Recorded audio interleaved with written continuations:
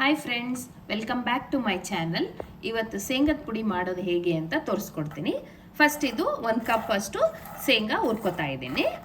So ಅದಕ್ಕೆ ಬೇಕಾಗಿರೋಂಥ items, 2 tea spoon ಅಷ್ಟು ಖಾರದ ಪುಡಿ, ಅರ್ಧ ಟೀ ಸ್ಪೂನ್ ಅಷ್ಟು ಜೀರಿಗೆ, 1 ಗಡ್ಡೆ ಬೆಳ್ಳುಳ್ಳಿ, ಒಂದು ಸ್ವಲ್ಪ ಕರಿಬೇವು, 1 ಟೀ ಸ್ಪೂನ್ ಅಷ್ಟು ಉಪ್ಪು. ಸೊ ಇವಾಗ ಇಷ್ಟಾದರೆ ಸಾಕು. ಇನ್ನೊಂದು ಸ್ವಲ್ಪ ಹುರ್ಕೊಳ್ಳೋಣ. ಸೊ ಇವಾಗ ಗೋಲ್ಡನ್ ಬ್ರೌನ್ ಥರ ಬರ್ತಾ ಇದೆ. ಗೋಲ್ಡನ್ ಬ್ರೌನ್ ಬಂದ ಮೇಲೆ ಆಫ್ ಮಾಡಿ ತಣ್ಣಗಾಗಕ್ಕೆ ಬಿಡೋಣ. ಒಂದು ಸ್ವಲ್ಪ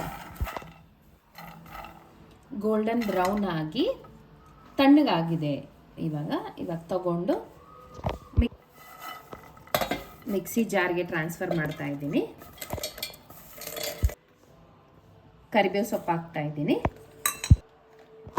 ಬೆಳ್ಳುಳ್ಳಿ ಹಾಕ್ತಾ ಇದ್ದೀನಿ,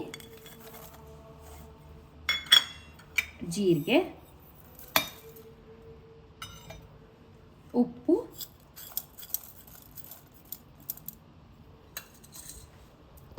ಅಚ್ಚ ಖಾರದ ಪುಡಿ,